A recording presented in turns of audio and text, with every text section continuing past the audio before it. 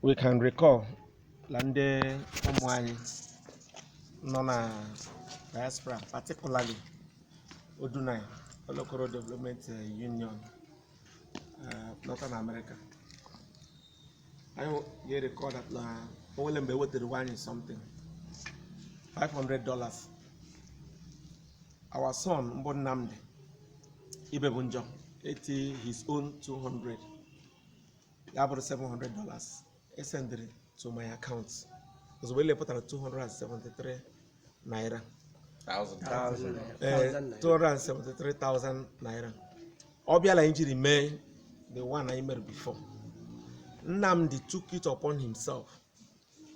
Ka Ogwawande Lokoro and the Itajan Nokola Alabeke. Only the list of the Ntorono if I true. Ambola and the press in Chokwa my choice can produce the list. So you have a total ego. Then with 198,000. My convert, I'm talking of naira. So when I have I ask I need to low when the Ochelogwar. Give what a pay God. Ndo finally brought okay, I convert about 136,500. And Mokotos be on over 334,500. So he sent it to me.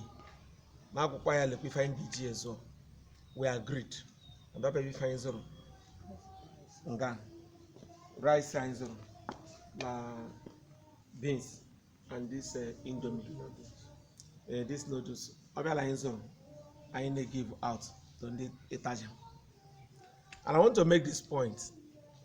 Then be Itajan, I'm Itajan. But then non Itajan this hanya meeting. Open them be Itajan. Naza Itajan. A question of Obogo. Somebody check Abogo new mutowe. Of course, Obogo Itajan. That's by implication. So let us get things right. Open them bo Itajan. Complete Itajan indeed. Open them naked this very thing. So look at me. I want to hand you over. The chairman of the Itajan Abafo, he took permission. So Onyenge hand you over now, but the deputy chairman of Itajan Luzus, Mbetajan Ofano, Mokwane the person of Mazi, Emeka Odumoko, Mokwane Abu chairman Dumoli. This small boy. My chairman, the Kwefe, the Umunai, the Itajan, our sons and daughters. Mweter, Sheka, I will tiaka like the pandemic issue. Ndolo kere wetelenkewe, which Nnamdi supported with $200. And all by Simon Nnamdi, Bonyen take it upon himself to coordinate with other in the Tajan. Keme cool and Keme at Chago, I like it for ya, Keme cool more. And that was exactly him bringing about this one. So all in the way, Keme. So I'm hand you over to you. I'm a shaky for me, and the car when it's Ranyoka.